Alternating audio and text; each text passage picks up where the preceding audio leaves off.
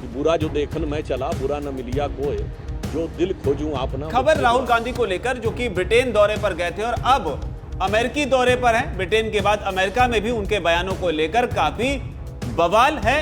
भारत में राजनीतिक हलचल काफी तेज है। इसी कड़ी में सुधांशु त्रिवेदी ने उन पर एक और हमला बोला है। सुधांशु त्रिवेदी ने राहुल गांधी के इन तमाम बयानों को लेकर रिएक्शन देते हुए कहा है कि बुरा जो देखन मैं चला, जो चौपाई है, उन्होंने उसको बताते हुए राहुल गांधी पर हमला बोला। इसके अलावा सुधांशु त्रिवेदी ने एक बड़ा सवाल खड़ा करते हुए ये कहा है कि आखिर राहुल गांधी के जो विदेशी दौरे होते हैं, इन्हें स्पॉन्सर कौन करता है और कौन है जो राहुल गांधी को इस तरह से बुलाता है। उसे लेकर सुधांशु त्रिवेदी ने सवाल उठाए हैं। क्या कह रहे हैं सुधांशु त्रिवेदी, आप खुद सुनिए। देखिए, जब न्यायालय से पवन खेड़ा जी को राहत मिल जाती है तो जयराम रमेश जी क्या ट्वीट करते हैं कि यह सत्य की विजय है। राहुल गांधी जी को राहत नहीं मिलती है तो लोकतंत्र खतरे में है।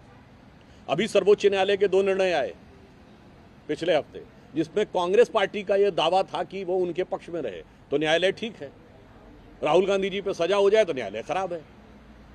अगर आप चुनाव जीत जाते हैं तो लोकतंत्र खतरे में नहीं है।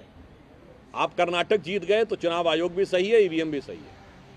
आप उत्तर प्रदेश और गुजरात बैडली हार गए तो चुनाव आयोग पर भी प्रश्न चिन्ह है। और इस पे तो मैं सिर्फ उनसे कहना चाहूँगा कि बेहतर होगा कि वो उस पुराने दोहे को याद करें कि बुरा जो देखन मैं चला, बुरा न मिलिया कोई, जो दिल खोजूं आपना मुझसे बुरा न। एक प्रश्न तो मन में स्वतः उत्पन्न होता है कि श्री राहुल गांधी जी इवन कांग्रेस की सरकार के समय में भी भारत में ना तो थिंक टैंक्स के द्वारा बुलाए जाते थे, ना बड़ी यूनिवर्सिटीज के द्वारा बुलाए जाते थे।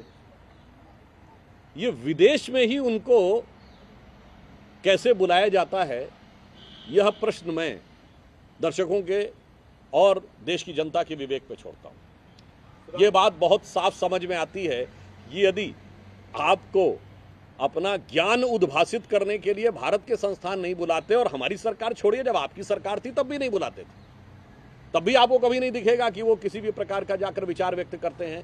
फिर ये विदेश में कौन से संस्थान हैं, उनको कौन से लोग प्रायोजित करते हैं, और फिर ये कौन सी नियोजित भाषा का आप प्रयोग करते हैं, मेरे विचार से देश इस बात को समझता है। और जहां तक आपने चाइना की बात कही तो मैं कहना चाहूँगा कांग्रेस के लोगों से, मान्यवर, इतना तो जो लिखा है सामने समझिए। गलवान में हमारे 20 सैनिक बलिदान हुए बगैर एक भी गोली चले, हाथ की फाइट में।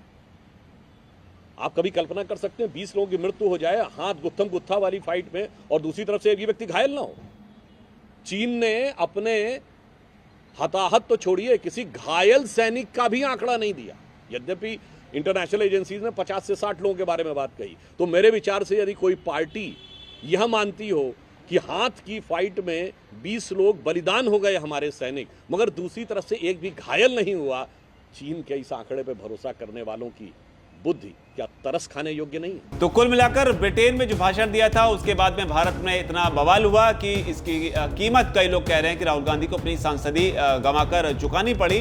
हालांकि अब अमेरिकी दौरे पर भी राहुल गांधी ताबड़तोड़ बोल रहे हैं और अपने बयानों के चलते भारत में विवादों में है, जहां पर उन्होंने अपनी जो उनको सजा मिली, जिसके बाद में उनकी सांसदी गई, उसे लेकर भी बयान दिया था। अब सुधांशु त्रिवेदी की जो प्रतिक्रिया है उससे आप किस तरीके से देखते हैं, आपकी जो भी राय नीचे कमेंट सेक्शन में आप जरूर लिखें। धन्यवाद। वीके न्यूज, राष्ट्र के नाम।